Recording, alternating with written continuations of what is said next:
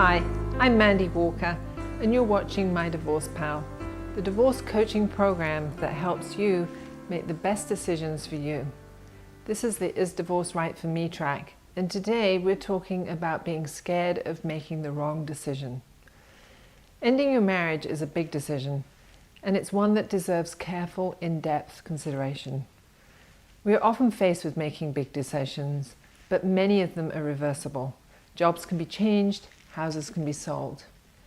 And while you could remarry your ex, most people don't go through divorce thinking of this as an option. Getting divorced is a decision that doesn't affect just you. It affects your spouse, your children, your extended family, and friends. So it's not a decision to be made lightly, and it is scary. I have 3 suggestions to help you with this. Many relationship experts say that relationships are more likely to be sustaining when couples share core values. Because while interests and activities change over time, core values remain pretty constant and don't change. So my first suggestion is to look at your own core values and to compare them to your spouse's. My good friends at Fit for Love have a great tool for this, the Values Inventory. They use it for helping you find the love of your life, but it's also valuable for assessing your current relationship.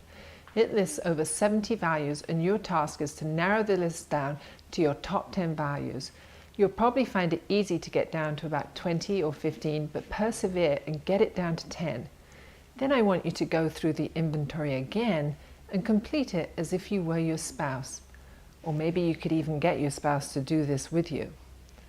Now compare the 2 inventories. How different are they? Remember, your values are unlikely to change over time, so if you see fundamental disconnects between the 2 of you, these are likely to continue.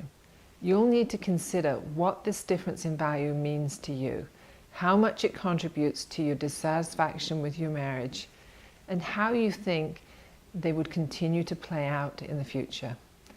Now, my next suggestion. Most people who are considering divorce say they've been trying to make their marriage work. Does that sound like you? What are the things that you do to make your marriage work or to keep the peace? This is not about your responsibilities for keeping the household running, but the things that you do to keep the status quo with your spouse. What would happen if you stopped doing those things? Yes, you could try just not doing those things and see what happens. How does your spouse react? What does this say to you? Maybe it bugs you that you have to remind your spouse about all the family appointments. You feel that you have enough to keep track of, and if you can check the family calendar for your kids' concerts and events, you don't understand why you also have to remind your spouse. What happens if you stop the reminders? You can certainly expect your spouse to miss a few events, but what happens after that? Do they continue to miss events, or do they start keeping the appointments? Think about the way that you avoid certain topics because they trigger explosive arguments or friction between the 2 of you. Maybe it's about money or how to spend the holidays, or maybe you suspect your spouse has an addiction problem or a mental health issue. What happens if instead of avoiding the topic, you say that you'd like to have a conversation about it? This is a really interesting one, because what you may find is that you've been enabling the very behavior that you wish your spouse would change.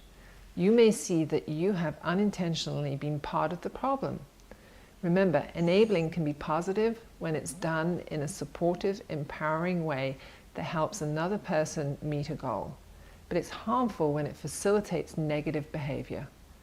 You may find that your spouse recognizes that the impact that their behavior has been having and is willing to work on changing it. That would mean that there was a real possibility for the dynamic between you and your spouse to improve, and that now is not the time for divorce. My third suggestion is that instead of thinking about divorce, you think about separation. In the US, there are some states that even require a period of separation before you can file for divorce. A separation doesn't commit you to ending or continuing your marriage, and it can be very helpful for evaluating what life apart would be like. Separations aren't as simple as one of you just moving out. For starters, you need to have an open mind about your relationship. If deep down you've really decided it's over, then a separation is a way of easing into divorce rather than an opportunity to truly understand the current state of your marriage. You do need to talk about your expectations during the separation. Are you going to commit to getting together one-on-one for one night a week? Will you still socialize as a couple? Will you go to church together? What are the expectations about money during this period? What about dating or seeing other people? What about parenting time? How will you and your spouse share the parenting activities? What access to the marital home will the person who moves out have during the separation? Are you going to go public with your separation, or do you want to keep it quiet? You'll be less likely to have serious disagreements over what your separation means if you can be very specific about your expectations up front. And yes, that takes work. I didn't say it was going to be easy. But living apart for a period may be sufficient to cause a dramatic shift in your relationship dynamics, and it may give you both the space you need to create the change that will make the difference to your marriage.